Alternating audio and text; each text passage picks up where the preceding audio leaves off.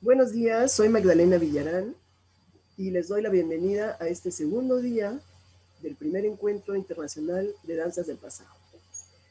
Quiero agradecer nuevamente a los que han hecho posible este evento, al Centro Cultural de España en México, al CENART, a DanzaNet, especialmente a su director Jaime Soriano, y a todos los invitados, ponentes, que nos hacen el honor de acompañarnos. Hoy tendremos dos mesas. La primera es metodologías. Hemos considerado importante incluir trabajos que aborden la cuestión del registro e interpretación de documentos. La danza, la más efímera de las artes efímeras, necesita de sistemas sofisticados de escritura y métodos rigurosos de análisis para su recreación. Invitamos a los asistentes a que envíen sus preguntas y comentarios al chat del Facebook. No olviden especificar a quién está dirigida su pregunta. Al finalizar la mesa, lo compartiremos con los ponentes. En esta mesa hay una mayoritaria proporción de ponencias y entrevistas en inglés. Todas ellas están traducidas y disponibles en el link que proporciona el Senado. Nuestra primera invitada, la primera ponente, es Peggy Murray, que nos va a presentar la reconstrucción de la danza como metodología académica. Investigación de Venid, deidades. Peggy Murray es doctora en estudios de performance por la Universidad de Ohio. Trabaja especialmente con la danza renacentista y barroca y estudia el desarrollo de la danza en Europa y las Américas durante el periodo colonial y virreinal. Hola Peggy, gracias por estar aquí.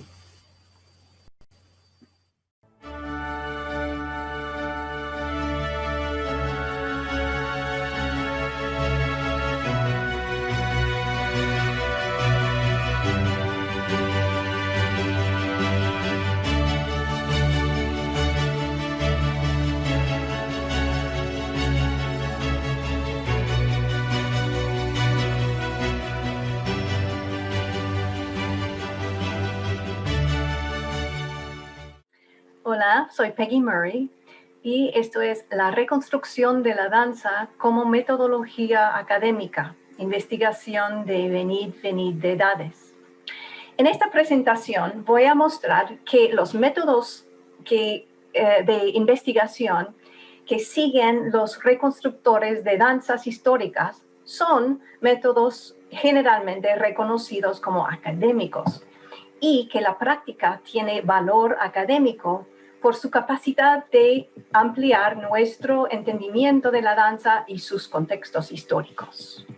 Antes que nada, como puede haber varias definiciones para la reconstrucción de danzas, para este discurso uso el término para describir el proceso de estudiar y rearmar coreografías de danza del pasado que nos permite la evidencia histórica, escrita y o física o encarnada. También considero bajo este rubro la creación de nuevas coreografías informadas por esta evidencia que reflejan el estilo, técnica y calidades formales históricas investigadas. La reconstrucción es una herramienta para entender y recrear la danza, herramienta usada por coreógrafos e historiadores de danza para estudiar y reproducir danzas históricas, para representarlas en escena, para contemplar su estética, o para entender el mundo, la época que las produjo. Así que las razones para reconstruir danzas pueden ser artísticas, académicas o ambas. Durante varios años de trabajar como bailarina en óperas antiguas, donde emplearon criterios históricos, aprendí varias normas o métodos de reconstrucción de los profesionales con quienes trabajaba. Más tarde, al estudiar para la maestría y el doctorado, reconocí que mis mentores se empeñaban en metodologías históricas y etnográficas en su trabajo. En fin, exploré este tema en mi tesis doctoral, mostrando cómo estas metodologías funcionan en la reconstrucción de danzas, y propuse que podíamos hablar del proceso de la reconstrucción como una metodología en sí. Hay que decir que en la práctica, los reconstructores que trabajan para fines artísticos con sus agendas de producción frecuentemente usan estos métodos de manera informal y sin documentar su uso. Suelen seguir sus propias reglas, integrando los preceptos de las metodologías de investigación sobre las que voy a hablar.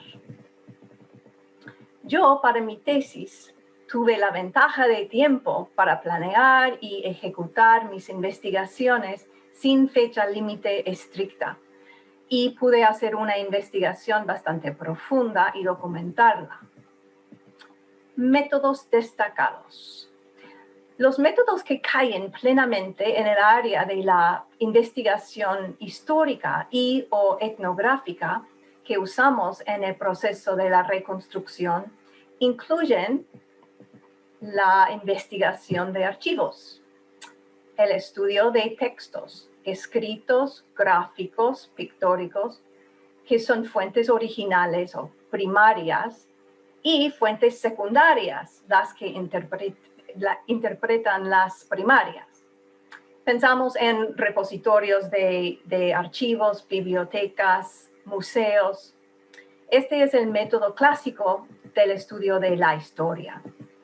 También tenemos entrevistas etnográficas, entrevistas formales e informales realizadas como parte de trabajos de campo etnográfico, con informantes con sabiduría y experiencia con el ámbito cultural bajo investigación. Un método que viene de la antropología cultural, pero se lo usa también en la política pública y en el periodismo. También tenemos observación de actuaciones, cuidadosa observación y análisis de características formales de presentaciones para poder entender y describir aspectos del comportamiento discernible y su contexto. Este método se usa en la antropología cultural, por ejemplo, antropología de la danza, y también en el área de la crítica de artes o educación de las artes. Observación participante. La práctica del investigador de meterse en una cultura o situación para entenderla desde la perspectiva personal. Esto se usa para entender o aprender sobre grupos sociales, sus prácticas e, importantemente, cómo ejecutar las prácticas. Puede ser como cómo cocinar un plato de comida o cómo bailar una danza, ¿no? Se la usa para las investigaciones cualitativas en la antropología, sociología, comunicaciones, psicología y arte y las artes. Algunos métodos dependen de materiales históricos, textuales, y otros de información oral o encarnada que las sociedades suelen transmitir de una generación a otra. Para los estudios académicos, toda la recopilación de datos es sistemática, planificada y documentada, y se analiza de acuerdo con modos de análisis históricos y o estéticos. Funcionamiento de métodos. Para dar ejemplos de la reconstrucción de danzas de la ópera antigua, elegí como caso de estudio la ópera cusqueña Venid, Venid, deidades de 1749, porque su partitura completa era existente, porque tiene música para danza integrada y porque la obra y su contexto no son bien conocidos. La partitura completa de esta pequeña ópera serenata, que pertenece al archivo del Seminario de San Antonio Abad en el Cusco, contiene 2 piezas de música explícitamente marcada minuete. Me hubiese gustado entrar al archivo para estudiar la partitura, pero no pude ganar acceso. Mi plan B era usar una fuente secundaria. Durante los años 70 del siglo pasado, el musicólogo chileno Samuel Claro tuvo acceso a este archivo y copió mucha de la música y publicó una edición de la partitura de Venid, Venid, deidades, añadiendo partes para violín. La ópera por Fray Esteban Ponce de León fue compuesto para celebrar al prelado y rector del Seminario de San Antonio Abad, don Fernando Joseph Pérez de Oblitas, en su elevación al obispo de Paraguay. Su trama es una especie de juicio donde un mensajero convoca a los dioses para resolver una disputa. Las deidades escuchan los argumentos de las figuras alegóricas femeninas de Arequipa, ciudad natal de Pérez de Oblitas, y Cusco, ciudad donde se perfeccionó las habilidades necesarias para su ilustre carrera. Las mujeres, como si fueran sus madres, compiten por ser considerada la más noble por sus contribuciones al desarrollo del nuevo obispo. En el fin, la competencia termina en empate y deciden dar la gloria directamente al prelado Oblitas. Pero siguiendo la moda europea de la época, esta ópera es del estilo italiano, con arias da capo intercaladas con recitativos y danzas francesas, 2 minuetes. Esta obra aún más internacional tiene letra en español y trama peruana.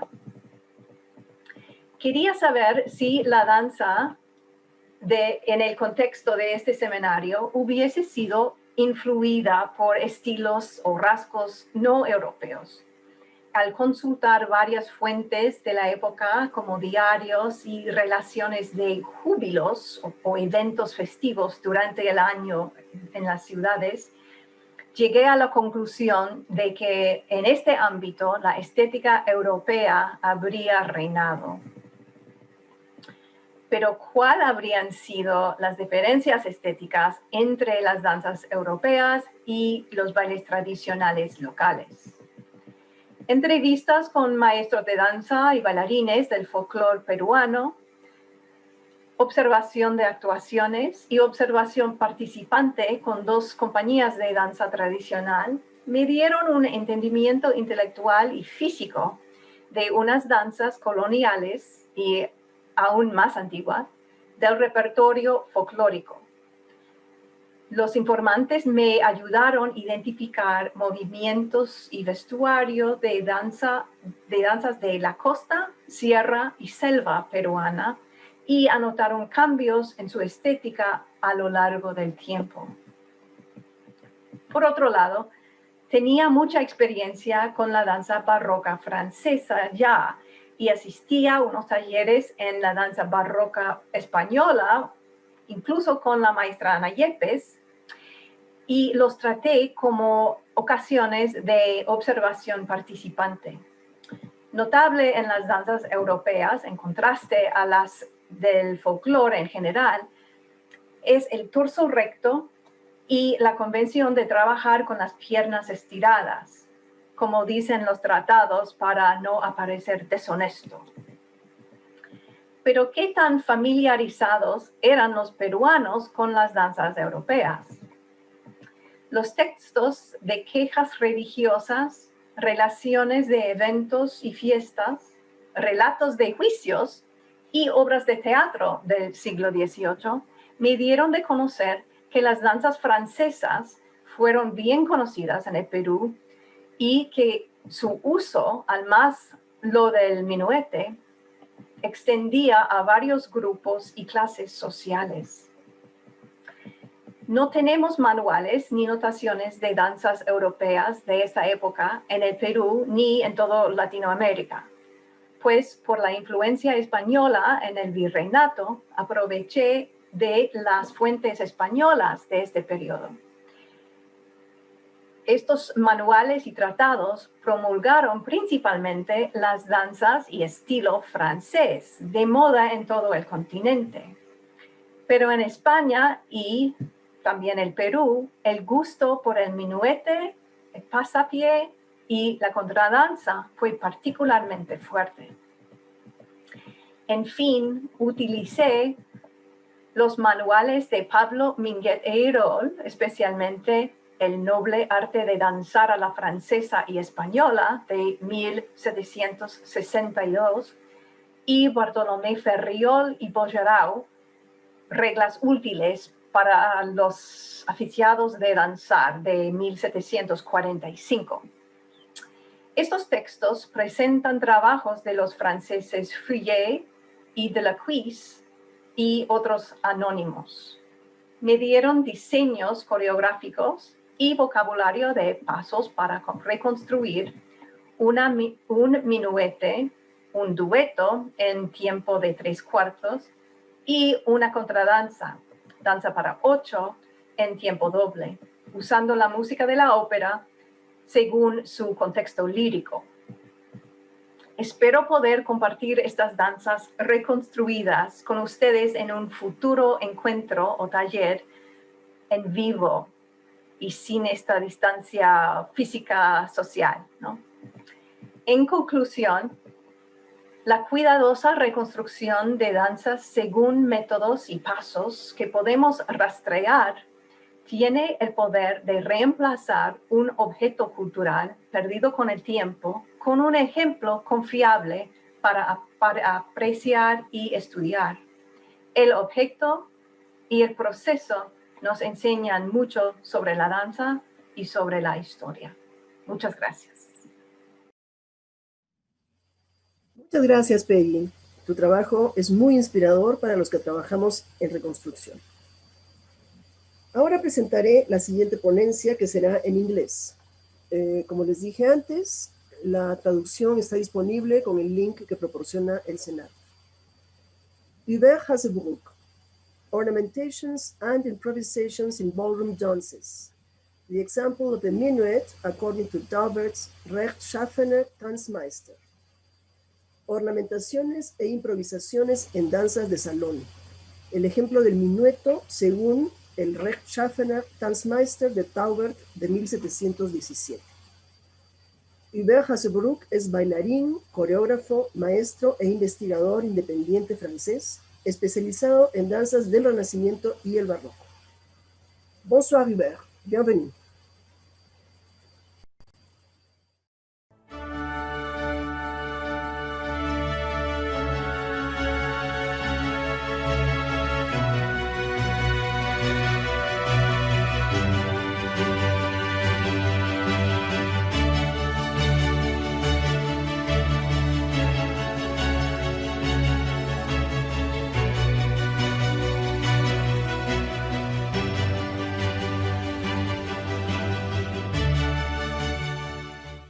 I want first to thank all the organizers of this Encuentro for their invitation to speak. As an artist and as a researcher involved in reconstruction as well as in creation, I'm particularly interested by what happens when reading a new source and working on its reconstruction. How can it inflect and change our perception of some dances? And how can it give us a new impulse and learn new processes or new forms to be integrated in our practices? Concerning the minuet, which will be my example for today, the most important source in the first quarter of the 18th century is, with no doubt, the humongous treatise published in Leipzig in 17 in 1717 by Gottfried Taubert, Rechtschaffener Tanzmeister. In 2007, I had the luck to join a research project, La danse française à la lumière des traités allemands, led by the association ACRAS 1718 under the direction of two academic researchers, Marie-Thérèse Mouret and Jean-Noël Laurenti, with other dancers. We intended to produce a commented translation of the technical parts of the treatise based on practical experimentations. The translation is still in progress, so we hope to publish it soon. But I must also speak about another translation by Professor Tilden Russell from the USA. He made this translation in 2012. He published it in 2012. And there was also an important symposium about this source in 2017 in Leipzig, which has the proceeding available. Reading the German sources was for me a revelation of an undervalued treasure about the French technique and style. Between 1703 and 1717, several treatises or instructions have been published in Germany by dancing masters. The French style was the model of gallantry, of elegance, of civility, not only in the many courts of the Holy Roman Empire, but also in the bourgeois cities. The last treatise of the sequence was the Rechtschaffener Tanzmeister, published by the dancing master Gottfried Taubert, who was formerly teaching in Gdansk or Danzig in Poland. The German treatises and instructions were intended for people who had no direct relation with the style, who did not see balls in court or dancing lessons by a master from the French Royal Academy. And so the books read in Germany had to explain everything, even what was self-evident in another cultural context. That's why the German documents provide so many detailed informations which are otherwise unknown through the French sources. On the other hand, we have to be cautious. These publications participate to a cultural transfer between France and Germany. That is, the style and material are, of course, intended for a German audience, even if they have to be as French as possible. But the adaptation induces some changes, some stylistic inflections or simplifications, for example. I will focus today on the description of the minuet, for which Taubert devotes 130 pages around. According to Taubert, the ballroom minuet is one of the three fundamental dances with the courante and the bourrée. He makes here a distinction between the simple Baroque dances, ballroom dances and the figured ballroom dances. Figured ballroom dances are the dances with a choreography. The dances for which we have a notation, for example, with specific steps and specific figures. For courante figurée, we have, for example, la bocane, and for la bourrée figurée, we have la savoie. And for the minuet, we have examples like Menuet d'Alcide or le Menuet figuré de Didon. Figured is in the title. To the opposite, a simple dance is not a particular choreography, but it is a practice according to the rules which produces the characteristics or essential form of the dance. For the minuet, the requirements are using the basic steps, following the musical rhythm of the dance, performing the sequence of the spatial figures, and Taubert adds a fourth element, which is the use of variations. In fact, Taubert does not differ from the other sources like Pierre Rameau or Tomlinson, but he makes particularly clear that an ordinary or simple ballroom minuet is not a fixed form with some invariable steps and a firm number of bars and even a firm number of figures. The dancer in the ballroom do not have to perform a predefined choreography, which they have learned. They just have to apply a number of rules in order to create on the spot, extempore, their minuet, their own minuet, which has, of course, to be conformed with the ideal model of the minuet. But what are the rules? What is mandatory and how much can be improvised? The paradox might be that Taubert includes in his treatise a notation for the simple minuet. Even so, this notation is a perfect example for warning not to consider too literally the choreographies and not to separate them from all the explanation which complete them. Let's begin with the ordinary figures of the minuet.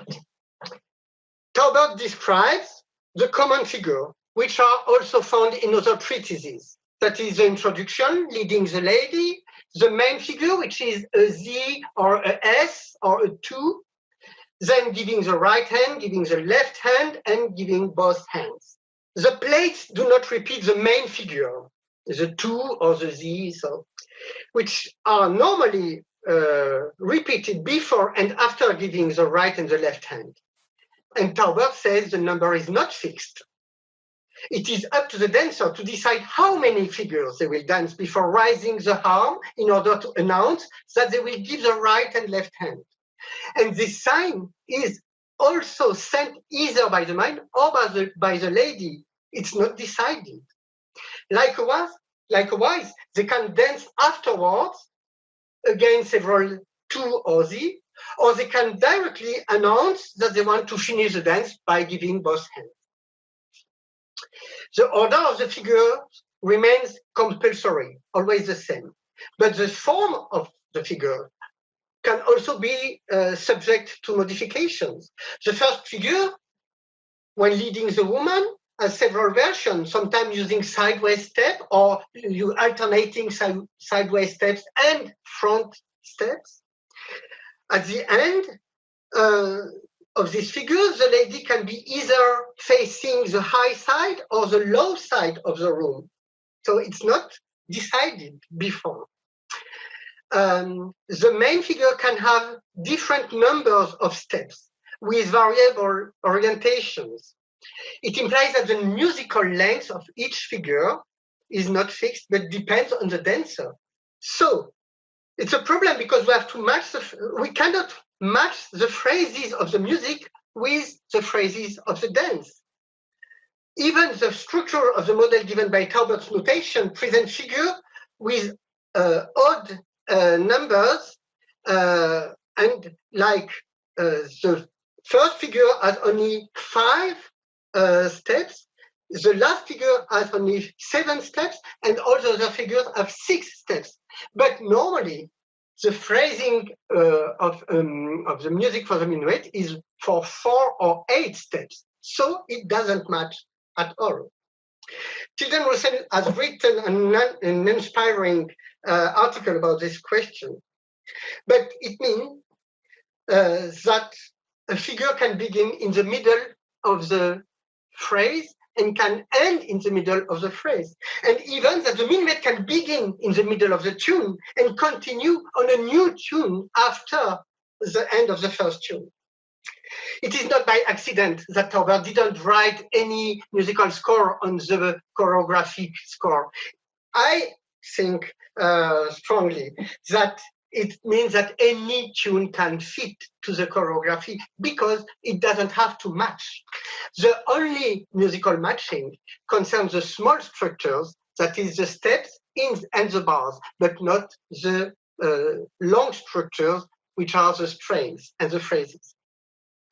For the steps and the variation, I won't develop here the many indications about the basic steps. But it is important to note that even the performance of basic steps can be with ornamentation.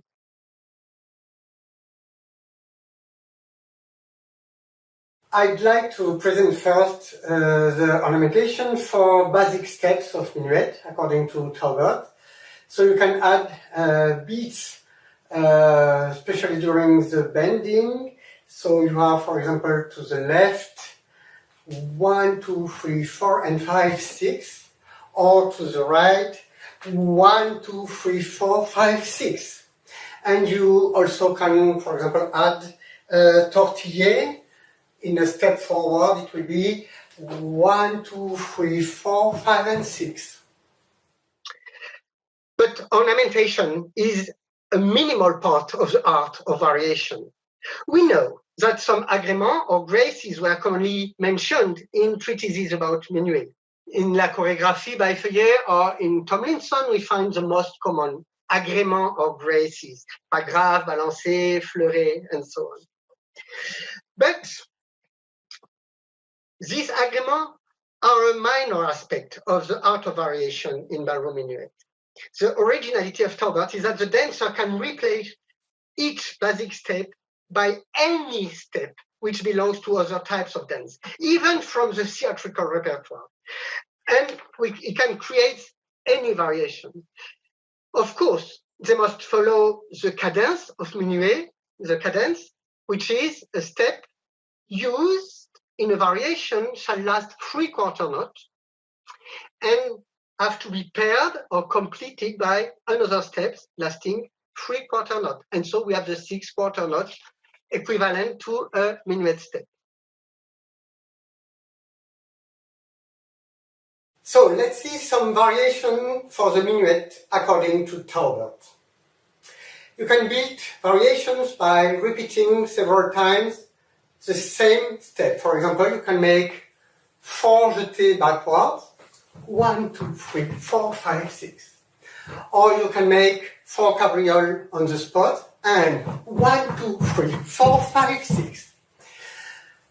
But you can also repeat twice a composed step.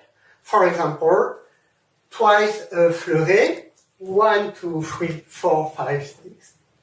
Or twice sisson, 1, 2, 3, 4, 5, 6. Or twice chassé de gigue, 1, 2, 3, 4, 5, 6. But you can also combine the steps and, for example, make pirouette and chassé de gigue. A component which is often used is the double contretemps, what Taubert calls the double contretemps, which is demi-contretemps and jeté, which you can add, for example, to a fleuret, 1, 2, 3, 4, 5, 6, or to a pirouette, 1, 2, 3, 4, 5, 6, or to a demi-contretemps, 1, 2, 3, 4, 5, 6. In which case you recognize the contretemps de Minuet. Regarding the contretemps de Minuet, it's a very good example of this different level of performance which you can use when performing the variation. It means you can perform it very low. It will be, for example, pas grave and beaten step, which is 1, 2, 3, 4, 5, 6. If you have a pas grave and a double contretemps, it will be 1, 2, 3, 4, 5, 6. But if you perform it with springs, with jumping, it will be 1, 2, 3, 4, 5, 6. And you can even make it higher with beating, and it will be 1, 2, 3, 4, 5, 6. And also some variation can last a lot more than the 6 beat. So, for example, it gives us a variation which lasts for three steps of minuet, with 3 pirouettes, 1 chassé de gigue, and 2 sissons. And at the end, it is 3 minuet steps. An important point is that some variations are appropriated for specific places in the figures. Some variations are for going backwards at the end of the introduction of giving the hands. Some are for after crossing the lady. For example, some cabriole, because you won't make problem by jumping high. And most of the variations are for the end of the main figure, so the Z or 2, when you are facing each other, It is called by Ankeren. So it's at the end of the main figure or the beginning of the new main figure. Mastering all these parameters required to be trained and to rehearse the variation, probably separately, before introducing them in the dance. It has many consequences for the partner. Taubert does not develop the variations for the lady. He only gives some short examples. But we can think that the lady had to be imaginative in order to answer to the long variation of the man, because the figures, because of the variations, become longer. It even creates a sort of suspense or a pause in the linking of the figures. Using here a well-known distinction, the spatial dance becomes, in some parts, a dance of steps where the interest rests upon the virtuosity of the performer, and not more, and no more on his relation with the partner. The art of improvising, as a name, it is le caprice, which also is used for improvising on stage, for men especially, and it is related to the air or decorum, what is appropriated to a status and a situation. So you will not dance with high jumps in a small place, for example. Once more, everything is allowed in your improvisation if you respect the frame of the rules. I have no time to develop more the different components and rules for improvising the minuet according to Taubert. But I would like to highlight here several points. First, how prejudices about minuet are challenged.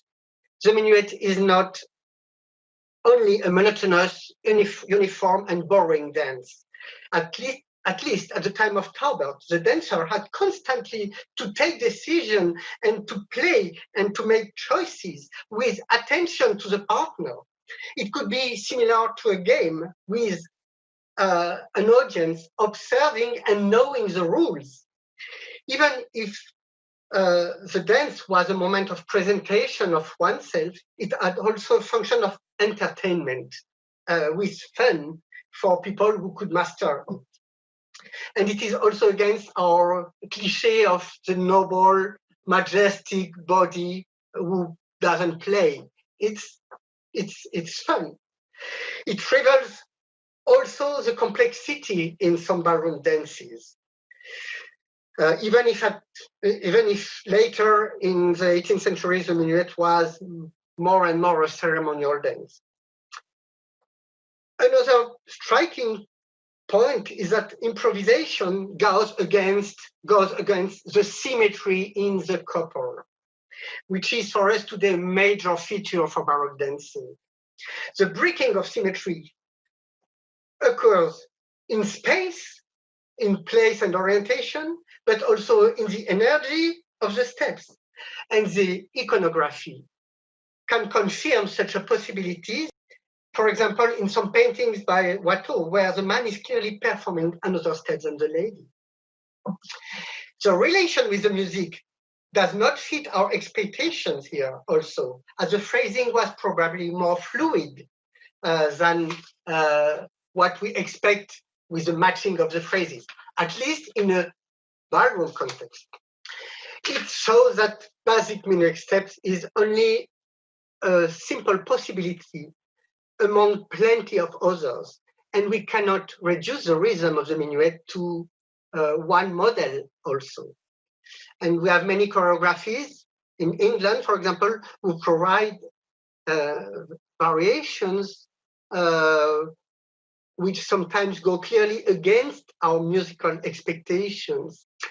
Finally, a simple ballroom dance is not a crystallized form, but an ideal model to be always reinvented. The majority of ballroom practices were not based on a repertoire or on a collection of choreographies, but it was always in creation, so to say. The part of liberty, of freedom and improvisation was important, even in following the set of rules. Our challenge today is to recreate the same processes when it comes to perform and demonstrate a minuet, even for a contemporary audience. And which practice and which style, from which source, in which context do we choose to reconstruct? It also challenges the process.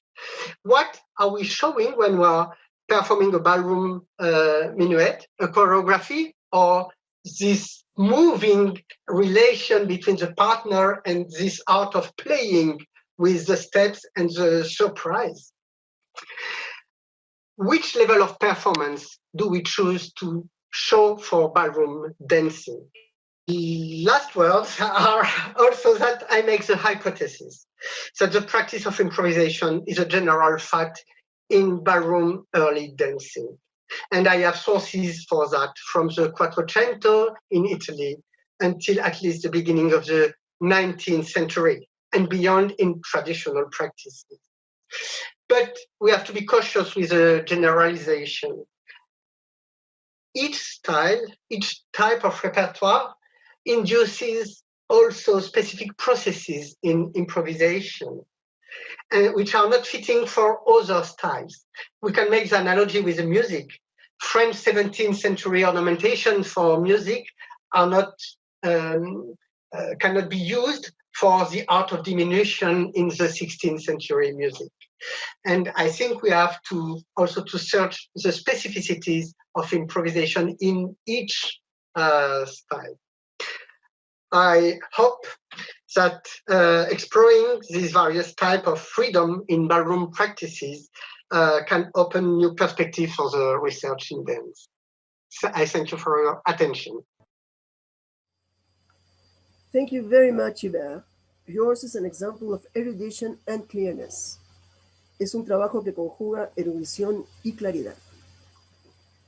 Nuestra siguiente ponente no necesita presentación. Thank you so much, Anne, for being here with us today. And happy birthday! La doctora Hutchinson Guest cumplió 102 años anteayer. Ella nos va a traer la ponencia Dance Archaeology Nijinsky. La doctora Anne Hutchinson es experta prominente en la notación dancística, especialmente lava notation. Ha recibido doctorados honorarios y varios premios por sus contribuciones al mundo de la danza.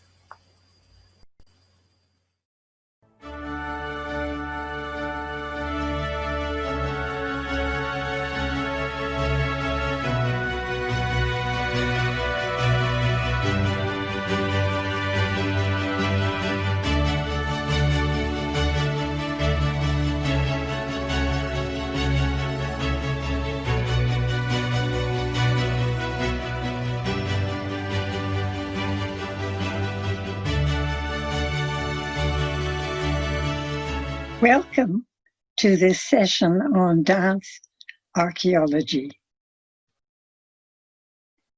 First, we will set the scene, the background of Václav Nijinsky. And then we'll look at Nijinsky's notation system and the problems that we met in deciphering it. And I say we, because I worked with a German colleague, Claudia Jeschke. The revival of the notation for performance, and then the story of the ballet, how it unfolds as Nijinsky had written it down. First, Nijinsky himself.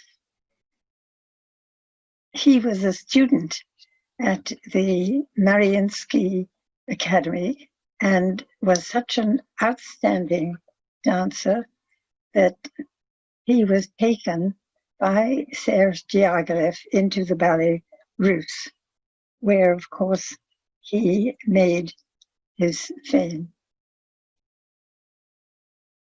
Nijinsky was a quiet person.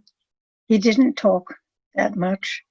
He came to life on stage in the many different characters. People thought that Nijinsky really hadn't much brain. And the picture here of him studying a music score, I was told, oh, that's a fake. He couldn't read. Well, that's complete nonsense. Here is the photo of him at the piano with Ravel. And indeed, in his score, which basically uses music notes, he wrote some quite complicated phrases, which I later on discussed with a conductor who said, no, it all makes sense. Nijinsky, from the beginning, was very interested in notation. At the Mariinsky, they had the Stepanov notation, which was based on music notes. And he used that system. Unlike some of his fellow students, he always retained an interest in notation, whereas they thought it was just nonsense. Here is an example of the Stepanov notation that he used. You can tell that it's Stepanov because at the top, of course, there you see the music notes, but below it, there's 2-line staff, 3-line, 4-line staff. Now, Nijinsky's life was very much changed after he married Romula Polsky while the company was in South America. Now, Diaghilev had looked after Nijinsky, bought his clothing, did everything for him, and he was so upset over the marriage that he dismissed Nijinsky. Nijinsky went with Romula to Budapest, where he lived with her parents. And it was there, when the First World War broke out, that he found himself to be an enemy alien and under house arrest, with no company, nothing to do. So in his little attic, he worked on the notation and began to evolve his own version, which definitely was a great improvement on Stepanov. And here we have the opening section of Nijinsky's score of L'après-midi d'Afon. Nijinsky was called back into the Ballet Russe when the company was in New York. Otto Kahn would not support financially the company without Nijinsky, so he had to be recalled. However, when he saw the performance of his ballet, The Faun, he was very upset, and indeed this report was published in the newspaper, and indeed he refused to allow it to be performed again until he had been able to rehearse it properly.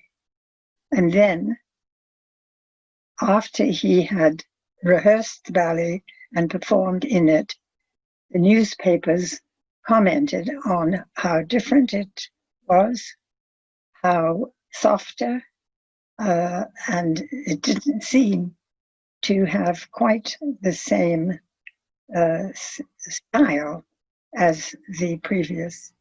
So we see already in a matter of 4 years, the ballet had drifted a great deal.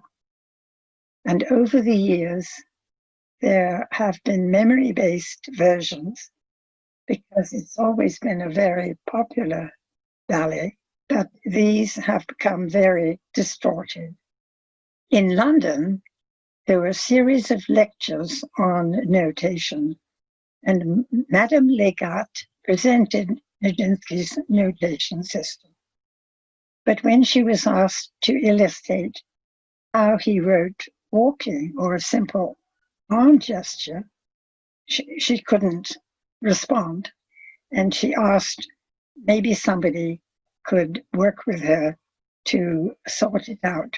And you know who raised her hand. I did work with Madame Legat, but she wouldn't allow me to keep notes. And indeed, she had the wrong notes to work with. And then I met Romola Nijinsky in New York, and she wanted me to decipher Nijinsky's notation system so that the ballet could be reproduced. She gave me also the wrong materials, and I was not able to link them to his score. She did allow me to have a copy of his score of Faun. Then she met Claudia Jeschke, and who also was working with notation, and thought, maybe this young girl will do something. But again, Claudia was given these notes.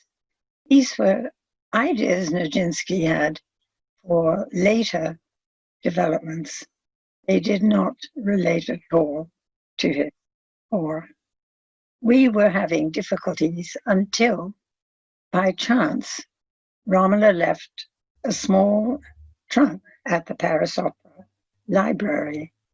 They knew of me, and they suspected that these sheets of notations inside were dance notation. And through those sheets, we were able to decipher his system, because they included many notations of the Cecchetti classical ballet method, which I had studied and knew very well. And so we were able to put two and two together. Indeed, it proved to be our Rosetta Stone. Here, for example, is an example of his notation of a grand jeté, which of course I knew exactly what the movement would be. So that was an easy key. Nijinsky, interestingly, notated quite a lot of detail. For example, here we have how he indicated the appropriate position of the hand in classical ballet. And the details there in the center shows each finger. The ballet notations were not sufficiently detailed. There were other subtler movements we had to discover. And this came about because Nijinsky had seen the Luca della Robbia photos, the bas-relief photos, which he numbered, drew a little map of them, numbered them, and then wrote the notation for each person's position. And as these were more everyday positions, this gave us a key to much else in his system that we needed. In looking at Nijinsky's score, we found a few floor plans in which he used a black pin for the man and white pins for the ladies, just as we do in rubber notation. But there weren't enough. We had later to work out the subsequent floor plans. How much did they travel? What were their distances between the nymphs and so on? And then there were questions about the angular arms, because one always heard, oh, the ballet is so angular. And indeed, that is true, as you can see here. But in the photograph to the right, one nymph is holding the wrist of another. We found this in the notation and thought it was a mistake. It should be the hand. But this is where the De Meyer photographs, which were shot soon after the ballet's premiere. These photographs were a tremendous help. Another help in studying the score was getting the wording translated from the Russian. Because, for instance, this described moments in the ballet. For instance, the faun looking at the grapes, not devouring them, as we see in some of the memory-based versions. And we see in de Meyer's photos that indeed the faun is looking at the grapes.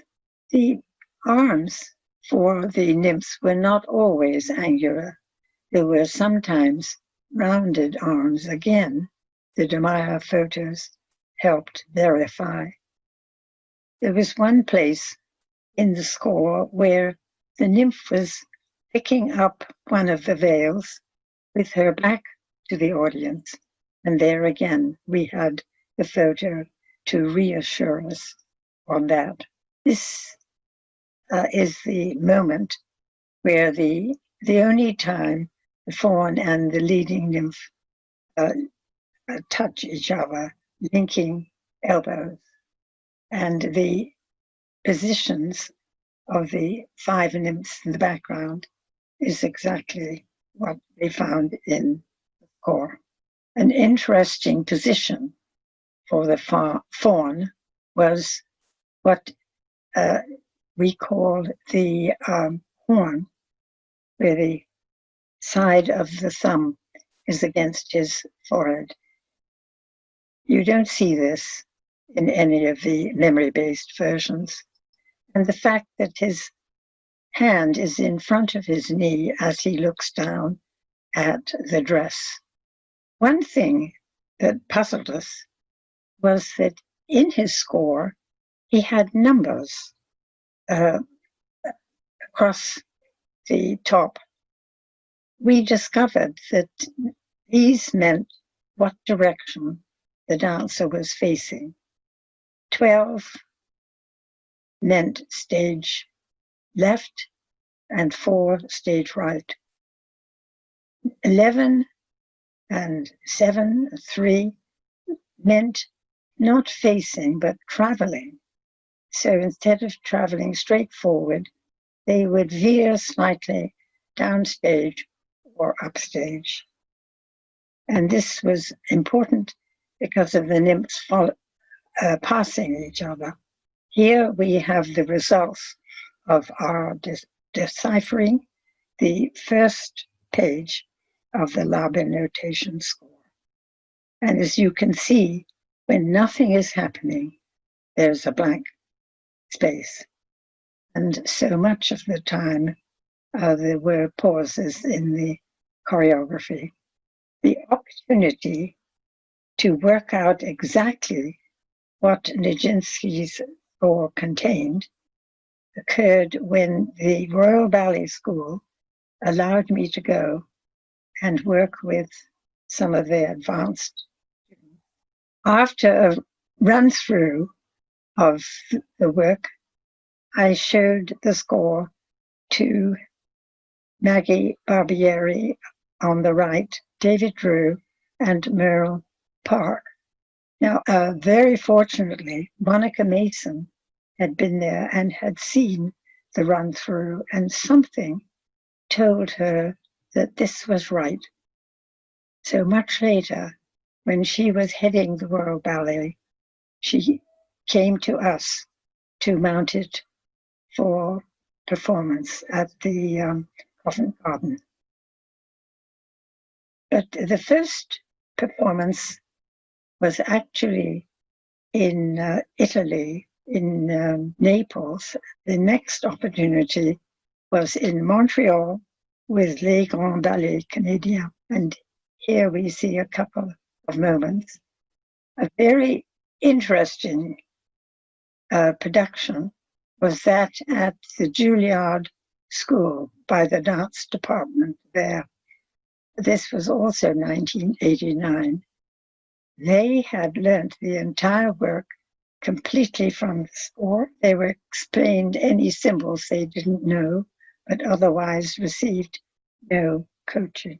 So it was a perfect test of the score. And eventually, of course, we produced a book which has the photographs, background information, details about Nijinsky's system, and everything else.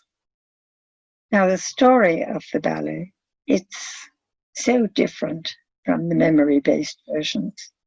To begin with, of course, the faun is on the wall playing the flute. He then changes the flute to his other hand, turns and looks back into the wings where the nymphs usually come from. Are they coming today? Oh, he doesn't know. He goes back to playing the flute. Once again, he looks back, and then he starts picking up the grapes. When the nymphs arrive, there are 3 of them. One leads the way. The second one is holding the tunic of the first nymph with her head bowed.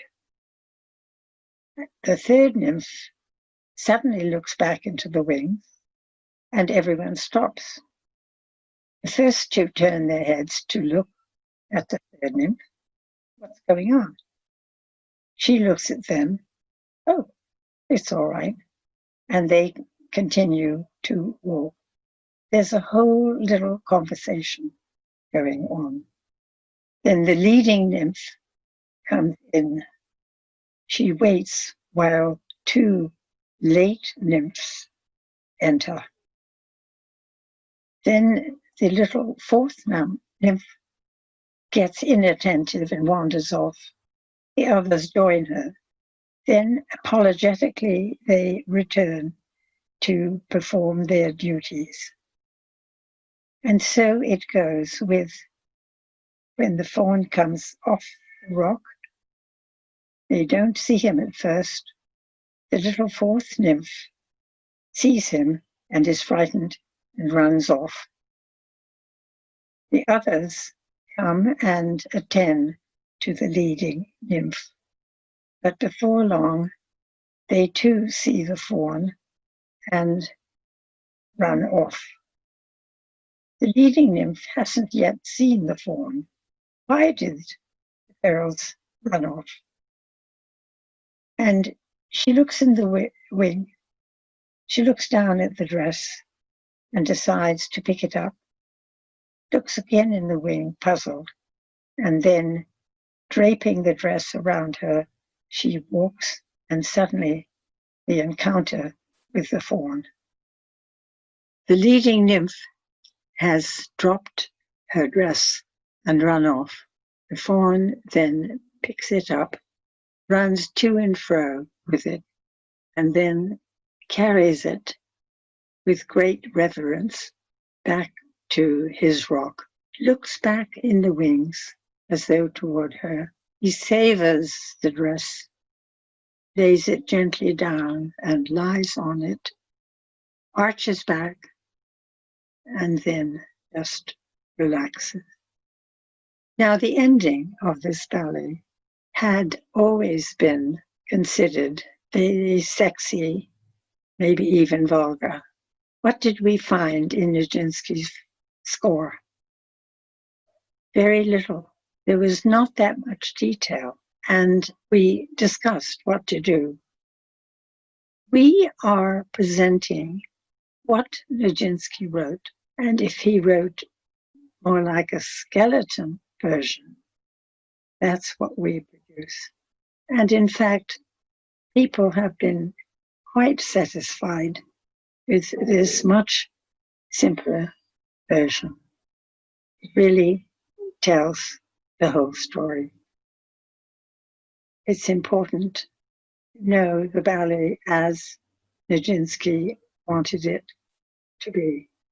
And that has been, for Claudia, Jeschke, and me, a great pleasure that we were able to break through and to make his version available to the world. Thank you. Fascinating. Thank you very much, Dr. Hutchinson Guest. Esta ponencia es un pequeño ejemplo del monumental trabajo de la doctora Hutchinson Guest en el ámbito de la escritura y reconstrucción de la danza. Ahora tenemos a un joven y brillante estudioso del registro de la danza. Raymundo Ruiz, Pasos y huellas en el Jarabe Tapatío. Una reflexión en torno al concepto y la realización en la escritura de la danza tradicional. Raymundo Ruiz es investigador, docente y bailarín de danza folclórica mexicana. Actualmente estudia la formación de notación Laban en París y funge como investigador asistente de la doctora Anne Hutchinson Guest en el Language of Dance Center en el Reino Unido.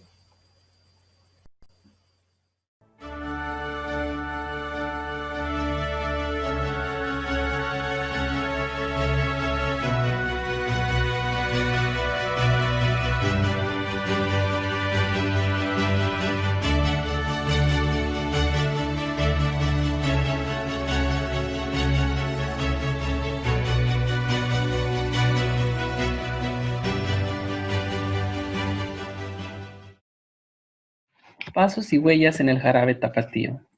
Una reflexión en torno al concepto y la realización en la escritura de la danza tradicional.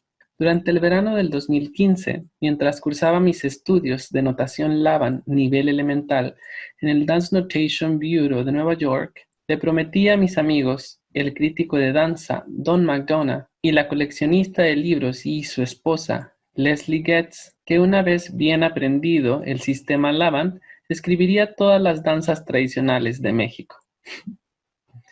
Vaya ingenuidad. Sin embargo, esa promesa me llevó a pensar, en tanto que dudar y repensar las preguntas: ¿qué anotar? ¿Cómo anotar? ¿Y cómo se ha anotado la danza?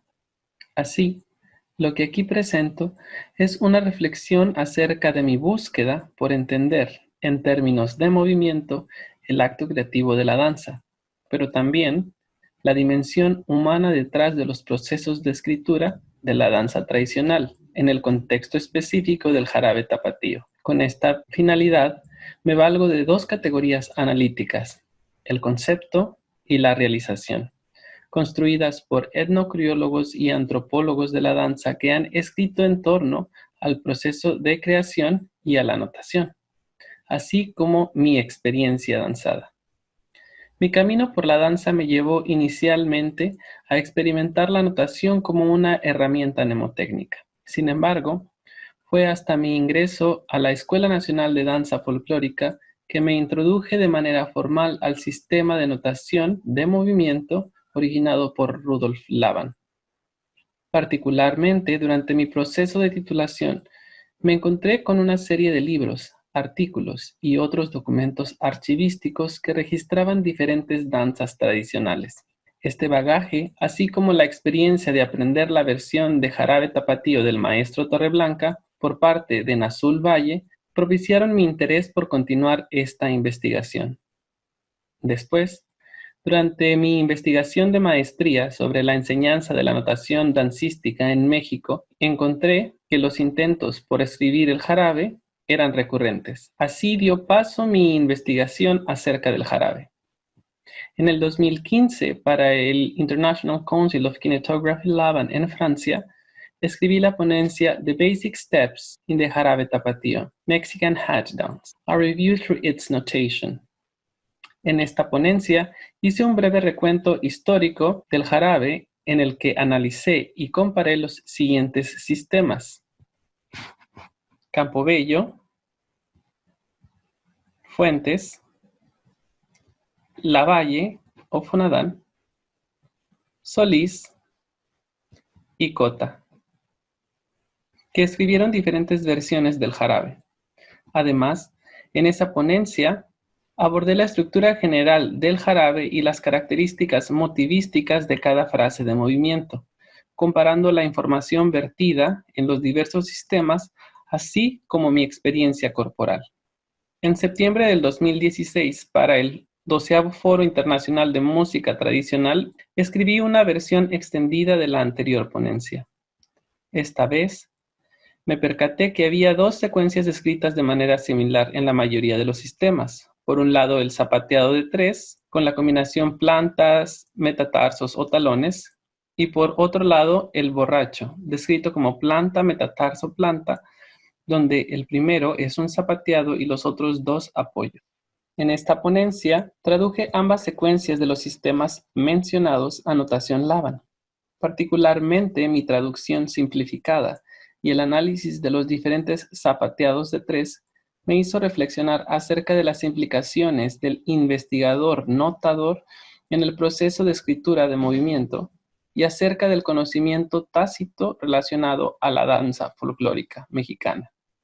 En el 2007, por medio del programa Corriomundus International Master in Dance Knowledge, Practice and Heritage, me acerqué a los enfoques de la etnocoreología nórdica y húngara, específicamente la teoría de János Fugedi de los eventos paralelos y su contenido cinético me inspiró a enfocarme en el análisis del zapateado de 3 y a contrastarlos con mi experiencia danzada y la versión del Jarabe Tapatío de la película Allá en el Rancho Grande. Así, elaboré la ponencia Writing Down de Jarabe Tapatío. En esta, analicé de manera cuidadosa y reflexiva la secuencia del zapateado de 3 en los sistemas Fuentes y Lavalle. Además, elaboré la notación detallada del motivo zapateado de 3 de la versión de la película Allá en el Rancho Grande y apliqué la teoría de eventos paralelos. Por medio de este análisis, me percaté de cómo los mecanismos de academización han impactado en la ejecución del zapateado de 3 en el Jarabe Tapatío. Encontré que en la versión de Allá en el Rancho Grande y en la versión de Torreblanca, ambos bailarines estabilizaban el centro de gravedad con la combinación metatarso-talón-planta, en contraste con la versión de Fuentes, que describe el motivo únicamente con plantas o la combinación planta-metatarso, mientras que en la versión escrita por Lavalle se ofrecían alternativas características para la mujer y el hombre. La primera, con la combinación talón-metatarso-talón, y el segundo únicamente con plantas. Noté que el uso de distintas partes del pie en el zapateado de 3 propiciaba un mayor movimiento del centro de gravedad en el eje vertical, y que, en cuanto a las repeticiones, la versión notada por Lavalle presentaba una frase conclusiva más compleja. Esta toma de decisión, en la traducción del zapateado de 3 a notación Laban, puso de manifiesto mi conocimiento tácito en relación con la danza folclórica mexicana, es decir, pude leer, entender y descifrar los dos sistemas de notación precisamente por la tradición genealógica de mi formación académica en la NDF y por el uso de una terminología más o menos unificada en esta comunidad. En su intento por comprender la naturaleza de la danza, el etnocoreólogo Egil Baca propone dos dimensiones de la danza: concepto y realización. Con estas dos dimensiones en mente, reflexioné acerca del proceso de la notación de la danza.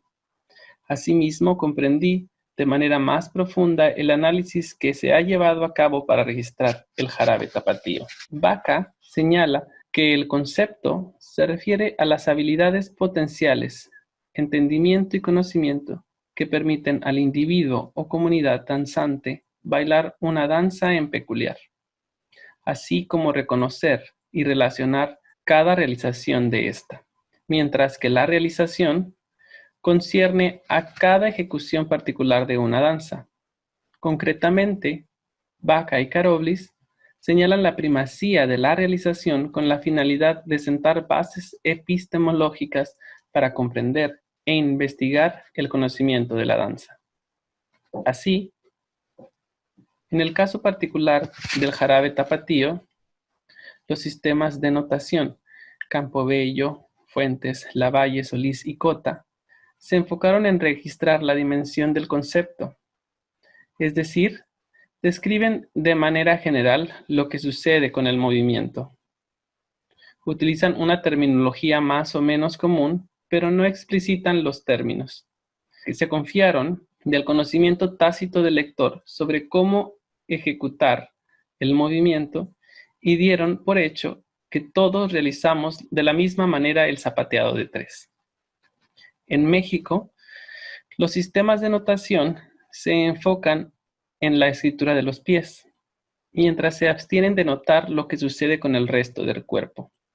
Esto refleja que para dichos sistemas, la concepción de la danza folclórica mexicana es una práctica en la que los pies juegan un papel principal, protagónico, pero se le resta importancia a lo que sucede en otras partes del cuerpo. En mi experiencia, esta concepción también está presente en la formación profesional y la no profesional. De manera particular, el sistema de las hermanas Campobello sí registra lo que sucede con el cuerpo, aunque de manera general. Las Campobello describen: el indio jalisciense de línea corporal levemente encorvada va tejiendo figuras con los pies y levanta su cuerpo. Esta descripción la representan de manera pictográfica en su sistema mediante la figura 3, referida como la forma del cuerpo al iniciar el zapateado.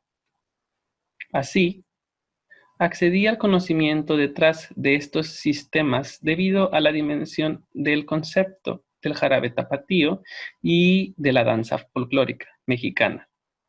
En otras palabras, debido a ese conocimiento tácito compartido entre la comunidad específica de practicantes. El bagaje de estos conocimientos llegó a mí a través de una tradición oral transmitida entre docentes y alumnos de las escuelas profesionales de danza folclórica del IMBA. En el momento preciso de traducción, me di cuenta que las descripciones generales, así como la falta de información detallada en los sistemas Fuentes y Lavalle, limitaban mi análisis.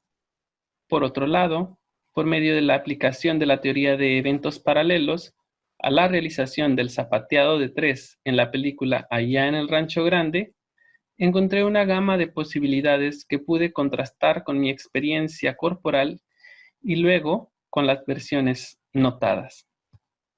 Si bien en las versiones Fuente y Lavalle pude identificar las partes del pie y la estructura general del motivo zapateado de 3, solo pude confiar en mi conocimiento tácito para distinguir las implicaciones con respecto al centro de gravedad, duración y patrones rítmicos, así como ciertos aspectos de la dinámica. Sin embargo, por medio de los sistemas Fuentes y Lavalle, no pude establecer direcciones específicas, cambios de peso, ni la duración exacta de cada contenido. Conclusiones. La última vez que me encontré con mis amigos Don McDonough y Leslie Getz, durante el verano del 2018, Leslie, con una sonrisa y mirada perspicaz, me preguntó: Raymundo, ¿sigue en pie tu idea de registrar todas las danzas tradicionales mexicanas en notación Laban? Me quedé perplejo. En ese momento me encontraba en el proceso de mi segunda investigación de maestría, donde descubrí que, incluso en la notación Laban, había diferentes acercamientos epistemológicos vinculados a los términos de concepto y la realización, y por ende, diferentes abordajes sobre qué y cómo escribir la danza. Contesté: bueno, creo que fue muy ingenuo de mi parte pensar en efectuar esa empresa de manera individual. Sin embargo, creo que sí puedo propiciar la creación de un grupo de especialistas y compartir el conocimiento para investigar tanto como podamos. Creo que solo es posible mediante trabajo colectivo. Ella hizo un movimiento con el brazo derecho, cerrando el puño, y dijo: "Great". En ese momento, mi respuesta fue motivada por reconocer la complejidad de la escritura del movimiento y lo que esto implica. Tiempo después, impactó en mí la consideración de ambas dimensiones de la danza. Escribir todas las danzas tradicionales mexicanas, según la escuela etnocoreológica, implicaría abordar detalladamente cada realización y posteriormente realizar un análisis comparativo para así acercarse al concepto de cada una de ellas. Abordar un solo motivo, como el zapateado de tres en el Jarabe Tapatío, en tanto su concepto y realización, es una tarea titánica. Empero, encontré que realizarla de manera reflexiva expandió mi conocimiento acerca de la construcción humana de la danza y dudar de las certezas que creía dominadas debido a mi formación profesional. Creo que es tiempo de voltear nuestra mirada a los sistemas de notación previos. Hacerlo nos permitiría trazar una historia de la academización de la danza folclórica, entender la terminología que se ha utilizado en el campo y ofrecer a los alumnos repertorios que son valiosos en términos históricos. Además, sería importante realizar una investigación profunda acerca de estos sistemas, sus creadores, sus practicantes y posteriormente explicitar el cúmulo de conocimientos que estos recogen e incluso ponerlos a discusión. Por último, estoy convencido que la experiencia de escribir la danza en un sistema de notación propicia y desarrolla en el individuo habilidades de observación, análisis y síntesis, de la misma manera que expande la gama de posibilidades de movimiento de los bailarines. No se trata solo de escribir por preservar, se trata de realizar un proceso reflexivo que no se lleva a cabo con solo apretar un botón. Sé que aún queda mucho por hacer, pero espero que esta reflexión sirva para tomar en cuenta de manera consciente ambas dimensiones, el concepto y la realización. Muchas gracias. Muchas gracias, Raymundo. Tu aproximación teórica a la danza tradicional es muy interesante y original. Para finalizar esta mesa, tenemos la entrevista que Peggy Murray le hizo a Lynn Matlock Brooks. Esta entrevista también está en inglés. La traducción está disponible en el link que proporciona el Senado. Lynn Matlock Brooks, entrevista con Peggy Murray. The Scholarly Journal Publication Process. El proceso de publicación en revistas académicas. La doctora Lynn Brooks es analista de movimiento certificada e historiadora de la danza. Ha sido editora del Dance Research Journal y de Dance Chronicle y editora en jefe de thinkingdance.net. Es autora de varios libros y artículos.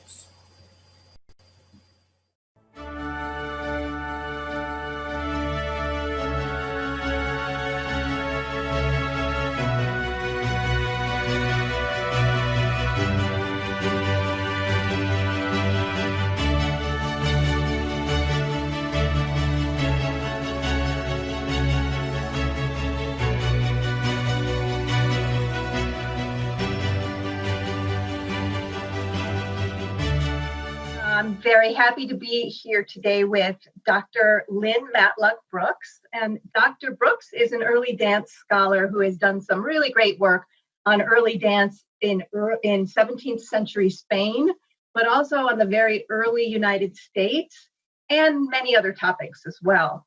Dr. Brooks is a professor at Franklin and Marshall College in Pennsylvania, where she founded the dance program there.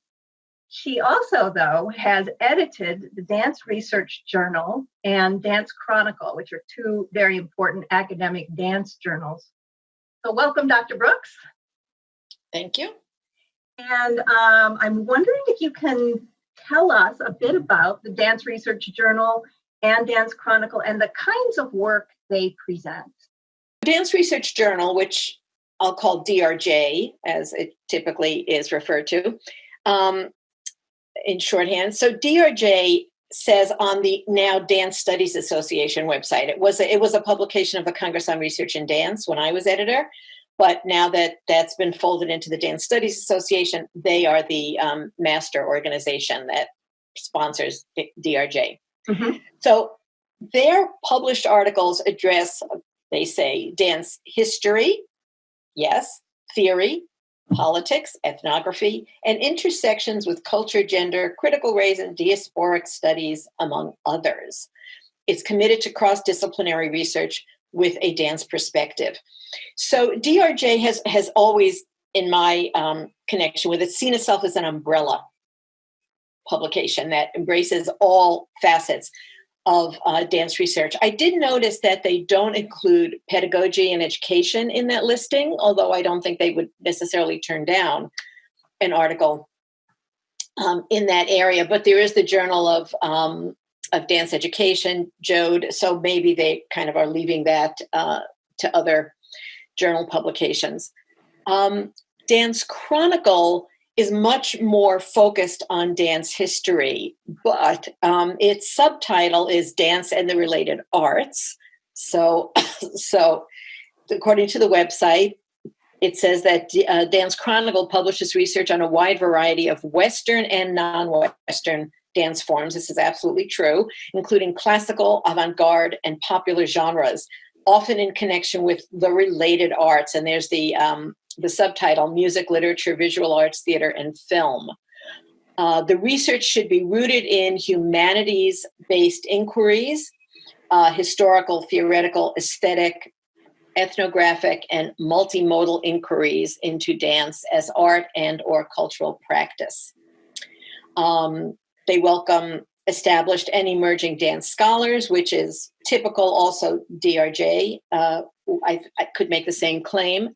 And it's also one thing that we've done a lot of with Dance Chronicle. I'm still on the editorial board for that organization, for that journal, is that we published a number of special theme issues with calls for submissions. And those themes have been very, very broad. Visual arts and dance. We did this whole series, visual arts and dance, literature and dance, music and dance, dance criticism, preserving dance as a living legacy, very dear to me, dancing identity and diaspora, choreographers at the cutting edge. That was a great issue. Because we pointed out that the cutting edge was, they were cutting edges back in history as well, not just now. So how was that navigated historically? We had a special issue on Martha Graham, on women choreographers, ballet in a global world, and so on. So that's information about Dance Chronicle and DRJ. So Dance Chronicle is more humanities focused. But we did absolutely publish a number of ethnographically based articles, and Dance Research Journal is this broad umbrella. Interesting. So both of these journals publish peer-reviewed articles. And what does peer review actually mean, and what's the advantage to peer reviewing? So peer review means that the editor keeps a database of some sort of expert scholars in a broad range of fields. And we invite, that's the gracious word. The fact is we're often begging those scholars to take on the reading of submitted manuscripts. Those manuscripts are sent to the reviewers blind. That is, any reference to the author is erased, and the author doesn't know who has blind reviewed their paper. Now, often we can guess in both directions. Often a reviewer would say, I know who wrote this, or I can guess pretty closely, and I could often tell who had reviewed my material if I'd submitted it. But in theory, you don't know one another. And if a reviewer would say to me, I'm pretty sure I know who wrote this, I would say, do you feel you can still be objective? Because sometimes I was really short in finding, I couldn't say, all right, I'll go ask Fred, because there was no Fred to ask. This was the person who should be doing that review. So that's what blind review means. In theory, you don't know on either side who's read what. So what is the advantage of that? Well, first of all, many universities require for tenure and promotion purposes that scholar teachers on their faculty publish in blind reviewed journals. So aside from the benefit to the author's development as a scholar, for tenure and review purposes, you often need to say, this is a blind review journal. Otherwise, it counts for less in your promotion packet. So there's that very practical reason why we do this. But at a deeper level, the goal is to establish some basis of objectivity for evaluating the manuscripts that are submitted. And I know objectivity is a word that has been much dissected over the course of recent history, but the point is we don't want to just publish our friends. I mean, let me put it really boldly. And we're not experts in everything. So somebody who has done a lot of research in a particular area, let's just say it's on Isadora Duncan, and we get a paper that's on some aspect of Isadora Duncan's life. I mean, I love and revere Isadora, but I'm not an expert in her area in research about her. So if I can send it to somebody who knows a lot more about Duncan's life, I'll have a better sense of whether this research is actually original, which is important. We publish original research in both of these journals, not somebody else's take on something that's really been thoroughly dissected already. So is this really original material? Is it properly researched? Does this person really know the field? Are there resources this person has utterly missed or perspectives? That's why you need experts in the field to take a look at this. And if this isn't their best buddy, they're likely to be more objective about stating where the lacuna are in that research. So this kind of process really nurtures high quality work, including from emerging scholars. And the wonderful thing is, I was often really impressed by reviewers, busy people, sending fantastically detailed review comments and bibliographies. This scholar should look at blah, blah, blah, blah, blah, and with a wonderful bibliography, sometimes of primary sources, of secondary sources, explanations of where the research could go to bloom more fully. So this can really enrich an author's work enormously, to have experts in the area of their research giving them direct feedback. That's really why peer review matters. Oh, that's good to know. Is it considered permissible to submit articles to journals that represent work in progress, or are parts of larger works or forthcoming theses? Yeah, it's a good idea, in fact. If you're writing a doctoral dissertation or a master's thesis that has discrete chunks, it's a great idea to submit a chapter or a section for a published article. It'll probably be the best part of your dissertation if you're working with a good editor. It'll really get crafted, and you'll learn a lot. You will learn a lot from the process of working with a good editor. I can't tell you how many times I have heard that I go to a conference and somebody runs up to me. I don't know them because it's been all long distance email, and said, "Lynn Brooks, I can't tell you how much I learned from you as an editor." Fantastic. And it's not just me. I know Joellen and every other editor, Mark Franco, has gotten those kinds of accolades. We're just doing our job, but you will learn a lot from working with a good editor. So that chapter of your dissertation will get crafted into shape, and you'll learn a lot at how to deal with the rest of those chapters. But what I do want to say is you need to be upfront about this. When you're submitting it, say, this is a chapter of my dissertation.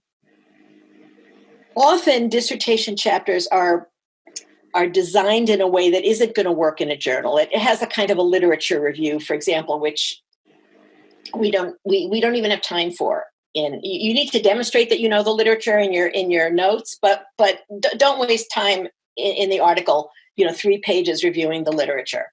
I could tell often right away. I would look at an article and I'd say, this comes from a dissertation. So be upfront about that. The editor we would always take a glance through every piece first. And sometimes we would send it back before we would send it out for peer review. We don't want to waste our gracious experts' time sending them something that we know isn't going to make it. So we might send it back and say, thanks for the submission. I can see that this is the first chapter of a dissertation. I suggest that you refocus it this way and then resubmit. So it's absolutely important to do that, but make sure that it's something that can stand on its own, that has an arc where it tells a story. It's important to know what your point is, that you make that point, and that it can be contained in that article. A dissertation is a much, much bigger arc. So that's an issue with submitting a chapter. Sometimes we would look at something and think, there's a lot missing here. What's going on? It was just lifted out of a dissertation without providing the context that a reader would need. So those are the kinds of concerns when you're submitting a chapter from a book or a dissertation or something like that. When that book or dissertation comes out, let's say your chapter was in some form published as an article in Dance Chronicle, you need to say that in the book, to say a previous version of this chapter was published as an article, and you give the citation. So you need to do that. That's just academic courtesy and proper behavior. So just finally, what are some of the other journals or types of journals, even if they're in different fields, that might welcome articles or other kinds of work in early dance? Yeah, in early dance. Okay, so of course there are various history journals. Some of them are very interested in dance, and some think it's completely extraneous. Like, what? Dancing? Are you kidding me? But, look at what they've published. Send a direct inquiry to the editor. Social history, particularly if they say social history, that's often a good direction to go, especially if you're doing social dance. Sorry about that. Many music journals are interested. Theater journals are interested in dance for obvious reasons. Sometimes journals specific to a region or a nation would be interested in your work. If there's, a journal of Andalusian studies and you're doing research in flamenco, of course, flamenco has its own whole world of journals, but that's an example of a regional focus that would absolutely embrace flamenco dance. Or a journal on women's history or men's history. Right, because I think often we get blinders on and think, okay, this has to be a dance journal. Right. Or a journal that is interested in particular methodological approaches like studies of the body or something, or behavior or something like that, or intertextuality. Who doesn't use that in dance research, right? I mean, how could we do our research if we didn't engage intertextual approaches? So those are places to look. Yeah. Well, thank you so much, Dr. Brooks. And we hope to put all of this really great information to use. Yeah, I hope so too. And if people want to get together and organize a journal, I'd be happy to, help, consult, be on an editorial board or something, because I really do think it's needed.